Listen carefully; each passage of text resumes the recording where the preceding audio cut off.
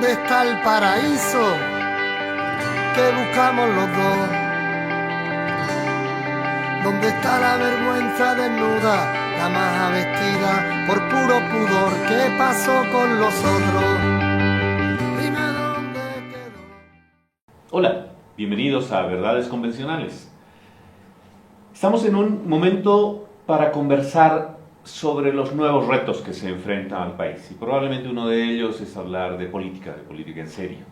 Hoy día nos acompaña Jorge Roberto Márquez. Él es politólogo, columnista de opinión, aficionado profundo a la lectura, se ha enamorado de varios de los textos que nos acompañan como fondo aquí en Verdades Convencionales, estronguista de corazón, apasionado, como habitualmente somos los estronguistas, y con él vamos a hablar de política, de retos, de agenda parlamentaria y de varios otros criterios más que se tienen que discutir ahora, en este momento de transición. Jorge Roberto, bienvenido a Verdades Convencionales. Qué gusto acompañarlos y bueno, esperemos que sea una buena tertulia.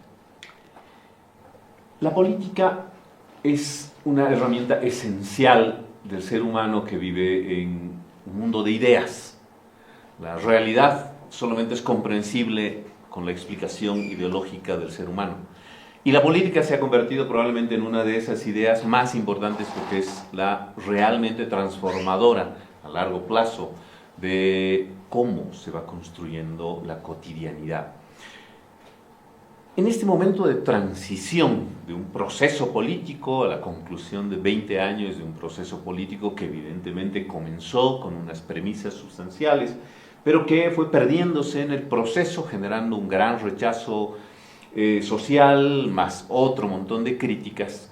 ¿Cómo se reconstruye la política para que la gente que tiene menos de 40 años decida involucrarse, no le tenga miedo, al contrario, asume el compromiso de la política? Bueno, yo creo que en este año del bicentenario del país hemos aprendido que lo fundamental para hacer los cambios que el Estado necesita es a partir de la política.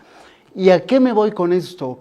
Lamentablemente, después de que se rompió el anterior sistema de partidos, hemos pasado por un proceso traumático donde muchos de los partidos políticos que conocimos o que conocemos se fueron haciendo pequeñas células. Esto posiblemente para tratar, por un lado, de tener una coraza que los proteja de la hegemonía del movimiento del socialismo, y por el otro lado, la famosa ley de agrupaciones ciudadanas y pueblos indígenas, que ha hecho que los partidos nacionales pasen a segundo plano. Independientemente de la intención de que esto podía ser positivo y que cualquier ciudadano podía hacer política, ha terminado entregando la hegemonía a un partido. Y esto ha hecho que la competencia política siempre tenga durante casi 20 años un ganador. Pero también se ha destruido lo básico de los partidos políticos, la formación, que es muy importante.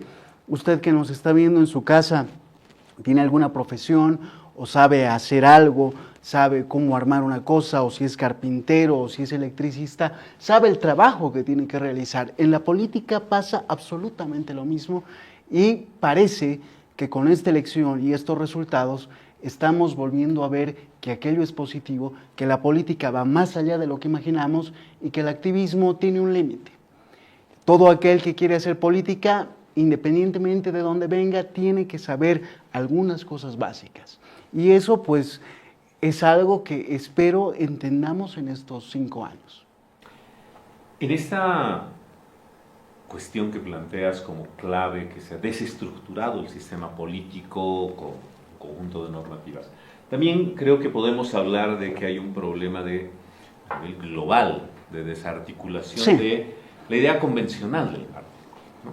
Porque los que estudiamos, los que hemos tenido experiencia política de alguna manera, que ya tenemos nuestros años, hemos estudiado la lógica de los partidos políticos como esos partidos con una militancia convencida, partidos con una doctrina, con un contenido, etcétera.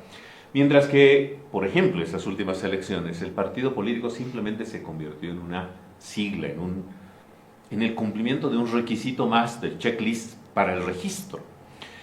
Porque el partido ha dejado de ser una institución con la que yo me comprometa. ¿existe la posibilidad de reconstruir esa realidad? ¿O qué alternativas pueden haber para que el sistema político, con este otro nuevo momento de organización, pueda pasar del activismo, además muchas veces muy circunstancial, etcétera, a la política de verdad, a la política de largo aliento? Bueno, el problema con los partidos políticos no es algo que solamente ocurre aquí en Bolivia, sino también de que pasó a nivel mundial, ¿no?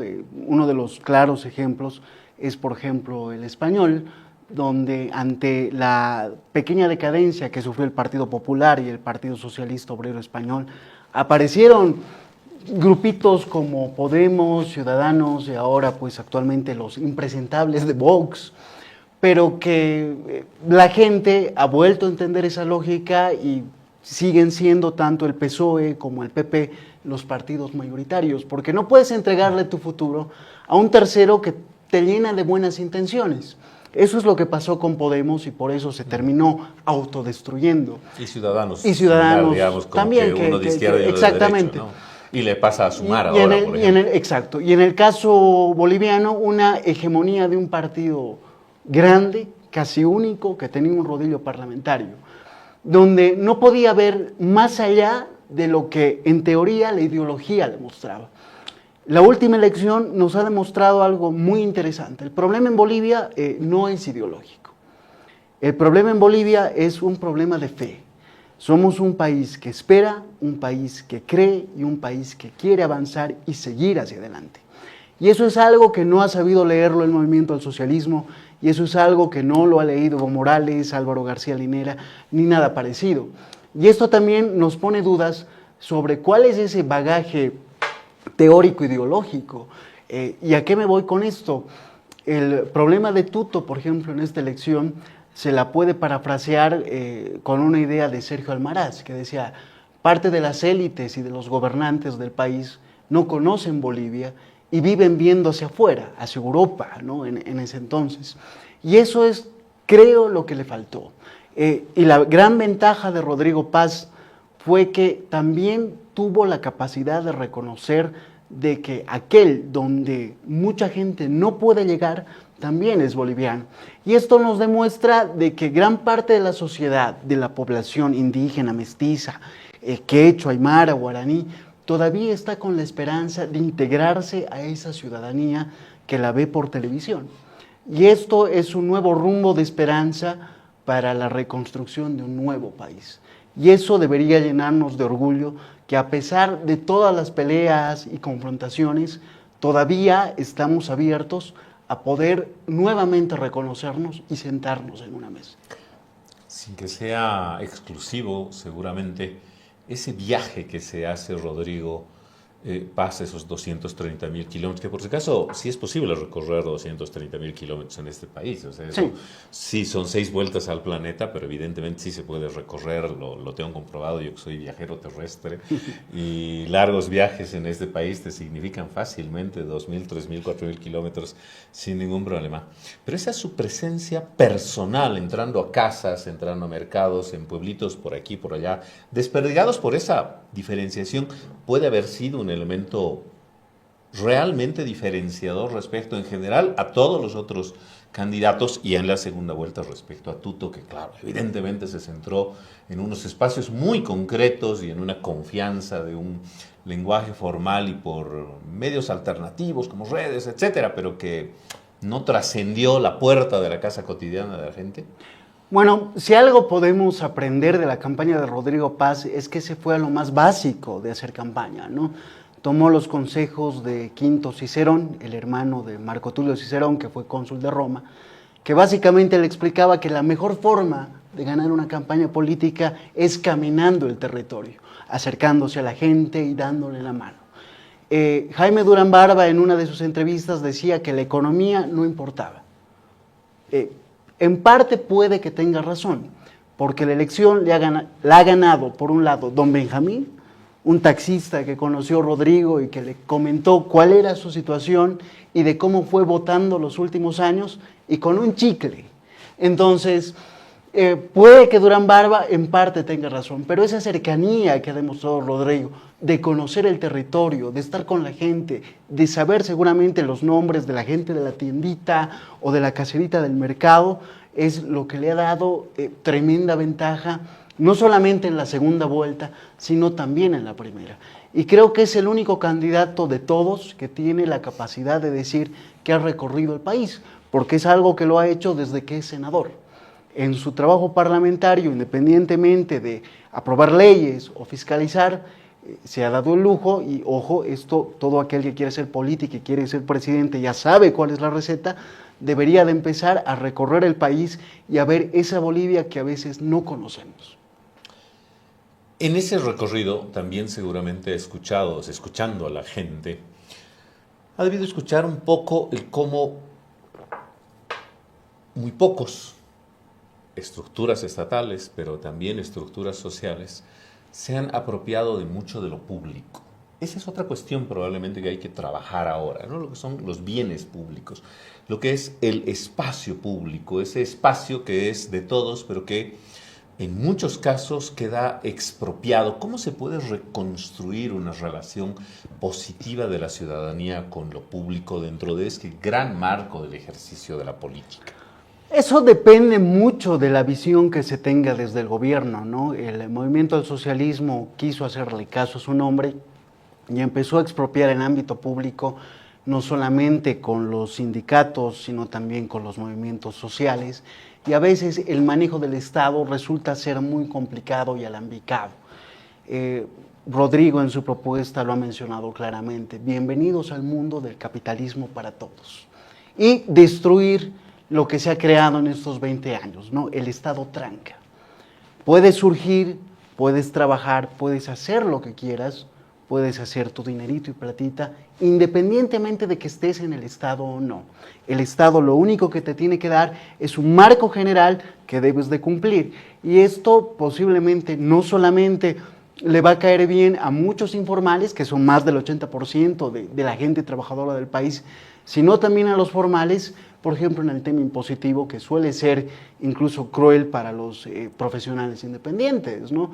Mientras algunos beneficiados están con el 2, 4% de pago de impuestos, hay profesionales independientes que cada mes tienen que tributar el 16%. Entonces, colocar una tabla rasa y equilibrar estos problemas que hay, van a darle un nuevo pensar a la gente. Y claro, hay que entender que la informalidad no es un capricho, es una forma, uno, de supervivencia, y dos, de que ese Estado, el cual te debería de proteger y darte oportunidades, nunca te ha entendido. Ahora, esto, para los entendidos en la política como tú, por ejemplo, que eres profesional de su estudio, puede resultar razonablemente conocido y puesto en práctica seguramente también con prueba y error y todo. Al final de cuentas, todo es un ejercicio de enseñanza. Pero quienes están ahora a cargo son esos 36 senadores y esos más de 100 diputados, diputadas, senadoras, senadores. El proceso de formación parlamentaria, de comprender que la labor esencial del Parlamento es dictar leyes que sean coherentes, adecuadas a la Constitución y que tengan un respaldo económico, porque también podemos sacar lo que sea, pero si no hay el dinero por detrás, no funciona. Conocer los procedimientos, pero además conocer la necesidad del convencimiento personal de ellos, es decir, construir una nueva cultura parlamentaria. ¿Cómo crees que hay que trabajar? Porque además entiendo que estás encargado en parte de verse, diseñar un poco, de ver más o menos un cómo sería el proceso parlamentario. Bueno, yo creo que después del rodillo parlamentario al cual el MAS nos ha mal acostumbrado, vamos a empezar a recuperar lo que es el primer poder del Estado. Somos un Estado republicano plurinacional presidencialista. La gente va a pelear por ser presidente, pero el poder real y el de los representantes se encuentra en la Asamblea Legislativa Plurinacional. Estamos en un nuevo ciclo que nos va a obligar a que entre las disidencias y en el debate que hay, tenemos que llegar a consensos sobre reformas que van a ser altamente importantes. Y esto es empezar no solamente a valorar qué hace el Parlamento, sino qué hacen sus integrantes, los 36 senadores o los 130 diputados, titulares y suplentes, porque aquí todos, absolutamente todos, cuentan. Y va a depender de ellos que las reformas que quiera sacar el Ejecutivo sea aprobado por estos. Y esto implica, más allá del trabajo de los equipos técnicos, la capacidad que tengan estos de defender, por un lado, la bancada del PDC y sus aliados, lo que quiere el Ejecutivo, y posiblemente de la oposición, que ahí no sé si tendremos a Libre, aunque ha dicho que va a cooperar con el gobierno, pero sí seguramente veremos cómo se maneja los parlamentarios de Alianza Popular, el grupo androniquista, y lo que ha quedado del MAS, ¿no? ¿Cuál va a ser la nueva visión que van a tener? Súmate. Y bueno, Súmate APB está ahí para la anécdota, seguramente apoyará al gobierno, porque no le queda de otra, pero ya veremos que no había sido tan fácil el tema parlamentario, y que claro, de ellos depende que las reformas grandes, estructurales y las modificaciones que se vayan a hacer a la Constitución dependen de ellos, y esto es un gran desafío. Ahí tenemos gran cantidad de abogados y de otras profesiones, tenemos indígenas también, pero supongo que a diferencia de ese gran rodillo que antes había y esa gran mayoría que era indiscutible, ahora saben cómo está el panorama, saben el momento crítico que estamos pasando todos y saben que su trabajo es muy importante después de haber visto esta crisis que ha vivido Luis Arce y esta crisis en la cual nos ha metido Luis Arce. Y el papel que juega el Parlamento aquí y en cualquier lugar del mundo y en una democracia es muy importante. Y yo creo y espero de que cada uno de los parlamentarios comprenda esto. Si comprenden esto, el resto va a fluir. El PDC con la Alianza Unidad suman mayoría absoluta. Con Libre superan de manera importante los 2/3. Sí. ¿Qué riesgo hay de poder volver a construir otro aparato hegemónico que también tenga sus perversidades? ¿Cómo podemos establecer controles un poco respecto a no sufrir lo mismo? Porque más lo fue, pero puede ser también una coalición que probablemente se desvíe de algunas buenas intenciones que eventualmente hayan sido las pronunciadas, las manifestadas en el momento electoral. Mira, el que existe un desvío y posiblemente la pelea se vuelva parlamentaria es una gran posibilidad, pero también hay que comprender un tema que es fundamental en política. El poder ordena. Estamos en un momento crítico y yo creo que todos los actores van a querer hacer las cosas bien. Y esa es posiblemente el optimismo que tenemos todos sobre la conformación del nuevo Parlamento, porque negar que quieran hacerlo bien y tratar de buscar alguna ventaja, por pequeña que sea, va a terminar perjudicando al actor sobre la crisis más grande, que es lo que habría que solucionar. Una eventual hipótesis que se ha estado manejando en esta semana, en realidad desde en toda la segunda vuelta y ahora, es que eventualmente el gobierno del presidente Rodrigo Paz Pereira sea un gobierno de transición. Con dos posibilidades, ¿no? Una situación compleja de riesgo ante la posibilidad de que pueda tener muchas dificultades para concluir el mandato. Y dos, la positiva, que sea una transición que más bien jubile a una generación de políticos que han estado vinculados al poder los últimos 40 años y más bien abra un nuevo espacio de actores políticos, hombres y mujeres comprometidos con ese ejercicio de la política en mayúsculas, que era la primera cosa que hablábamos en esta conversación.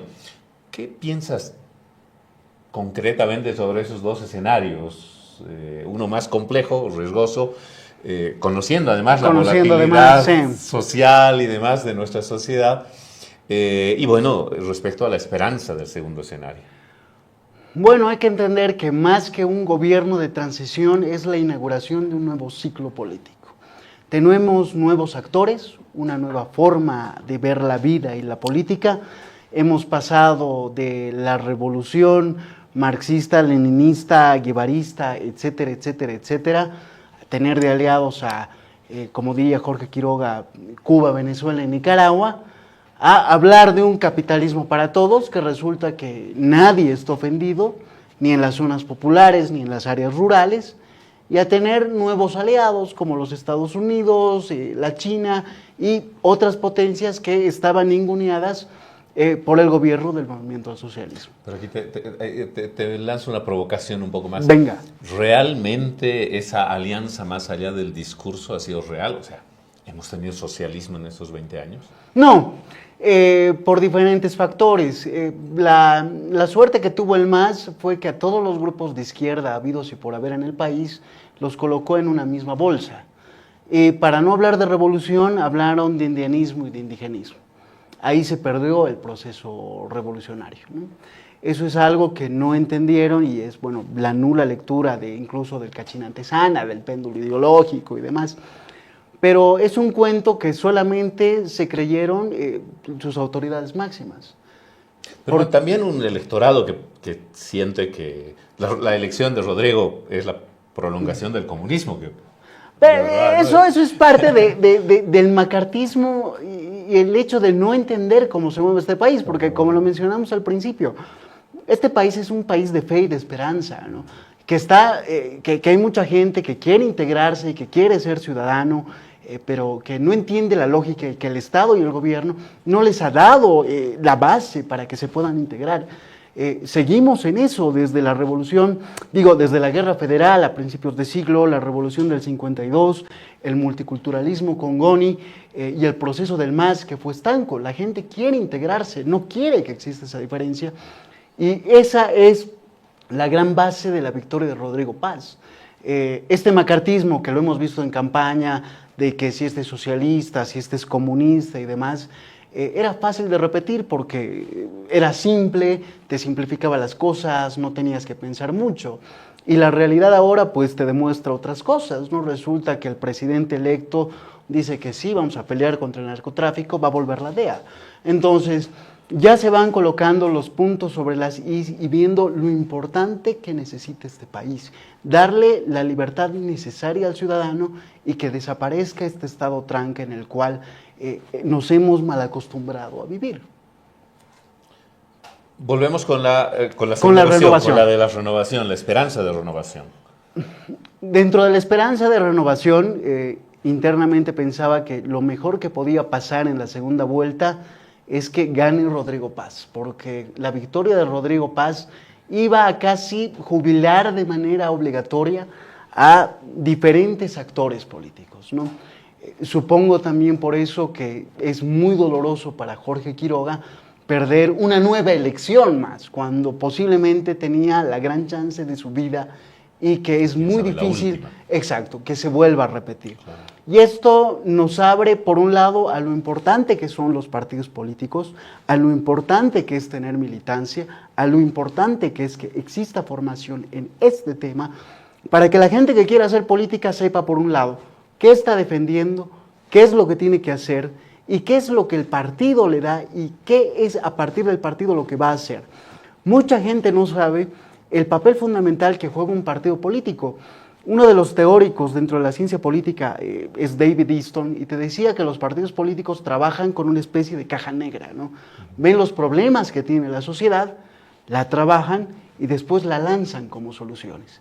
Y eso es algo que con el activismo se ha perdido, porque el activismo es muy focalizado en un tema A, en un tema B y en un tema C. Es reactivo, además. Claro, al resto, ¿no? Sí. Y no les gusta la política y demás, sí, pero no sabes cómo quieren cambiar la realidad.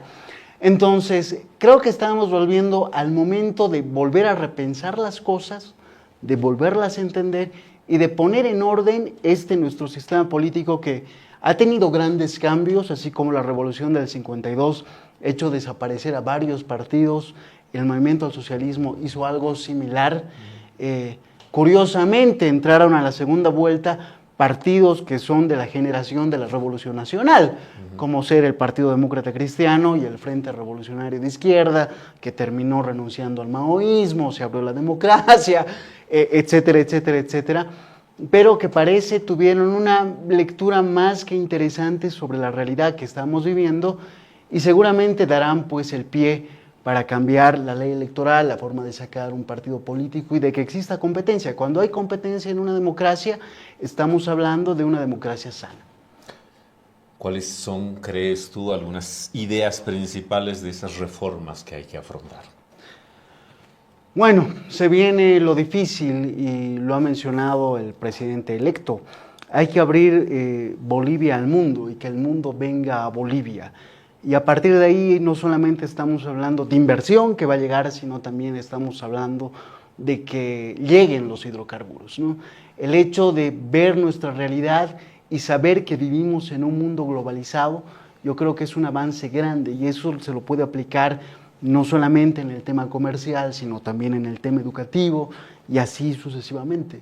Necesitamos mucho de lo que se ha hecho afuera para que el capital humano boliviano no solamente tenga el trabajo que merece y la calidad de vida que merece, sino también de aprendizaje. Entonces, estos 5 años van a ser un proceso de aprendizaje continuo y esperemos que vaya relativamente rápido.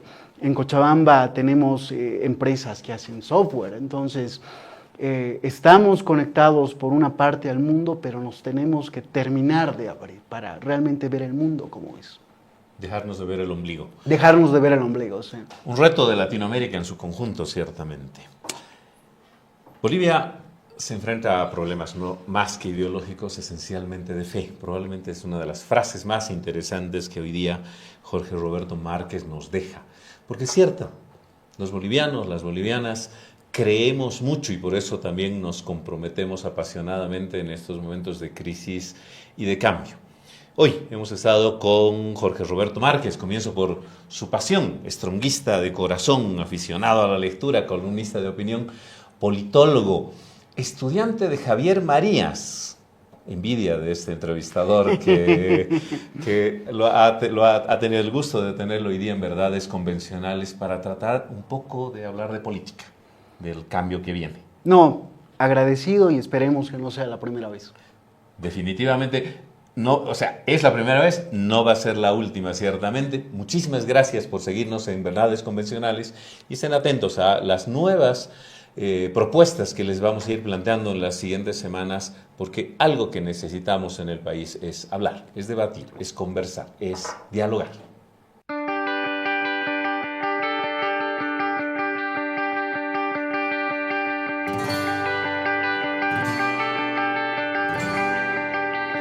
¿Dónde está el paraíso que buscamos los dos?